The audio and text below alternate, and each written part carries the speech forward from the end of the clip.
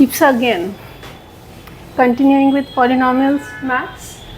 Now we are doing the reverse process of the previous episode, the third episode on polynomials. Now what we are doing, understand the question first. कि हमें polynomial पता है, हमें examiner ने एक question paper में they have already given a polynomial. They have given a polynomial. Let's just assume any polynomial.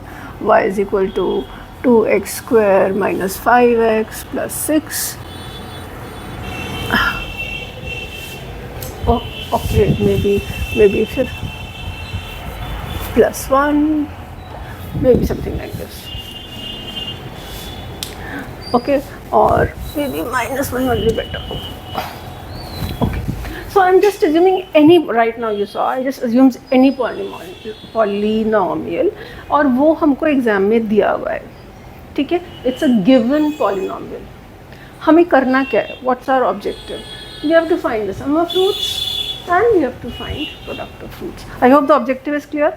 Polynomial हमें दिया हुआ है, हमें उसका सम ऑफ रूट्स निकालना है, प्रोडक्ट ऑफ रूट्स निकालना है. It's extremely simple. We have the formula for sum of roots minus b by a, product of roots c by a. We have the polynomial. Can we find a, b and c? We know that x square का coefficient is a, x का coefficient is b, और जो ये बिना x के होता है वो c हो जाता है. So what do we have?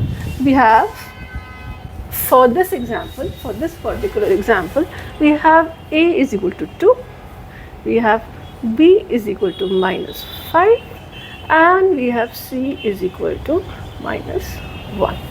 We have these values. उस पॉलिनोमियल को देखते ही हमको पता चल जाता है कि a, b और c क्या है.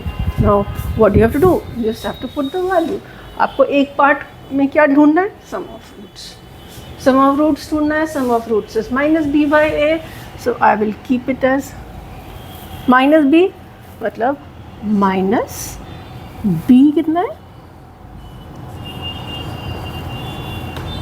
और a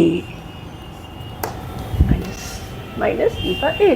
So sum of root becomes 5 by 2. That's your answer. One of the answers. Polynomial given था, उसका हमने sum of roots निकाल दिया, minus b by a से values रखी और एक value आ गई. Now is product of roots. We know the formula for product of roots also. It's c by a. c भी हमको पता है, a भी हमको पता है, तो ये कितना हो जाएगा?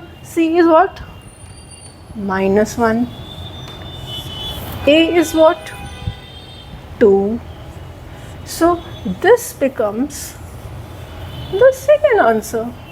It is the product of roots. हमारा क्वेश्चन ही दो ही थे, ढूंढना ही हमें दो ही काम थे कि हमें एक सम ऑफ रूट्स ढूंढना था, एक हमें प्रोडक्ट ऑफ रूट्स ढूंढना था.